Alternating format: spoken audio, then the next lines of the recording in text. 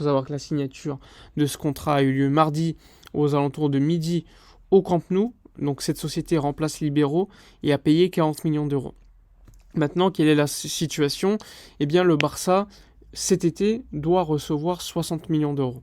Ces 60 millions d'euros, pour l'instant, n'ont pas été reçus. Le Barça a reçu 40 millions d'euros de l'été 2023.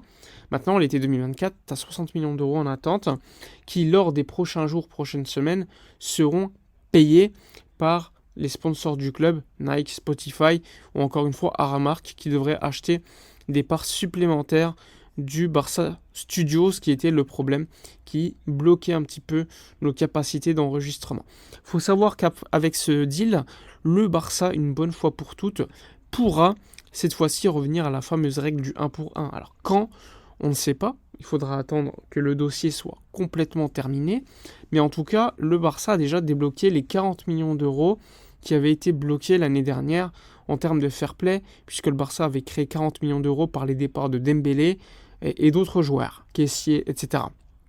Ces 40 millions d'euros avaient été bloqués, et donc le Barça ne pouvait pas utiliser ces 40 millions d'euros de fair play.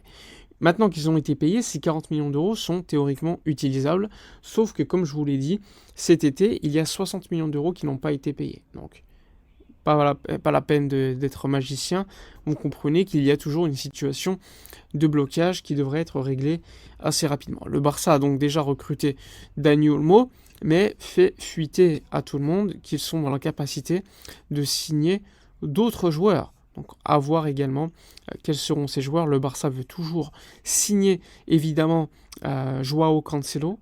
Alors les conditions du deal, on verra bien. Le Barça veut un prêt sec.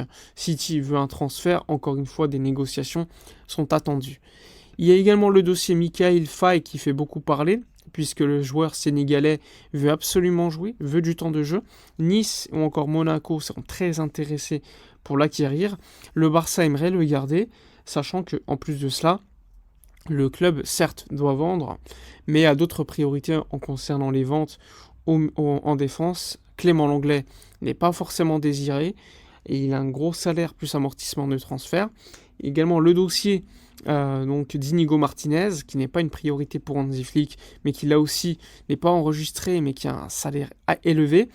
Il y a également le dossier Eric Garcia, qui lui plaît par sa polyvalence à Flick, mais qui honnêtement, après une bonne saison à Gérone, on peut se poser la question s'il faut le vendre ou pas. En bref, le marché des défenseurs centraux à Barcelone est assez bouché et une solution doit être trouvée assez rapidement par Deco, qui a plein de réunions prévues de toute façon cette semaine concernant le marché des centraux.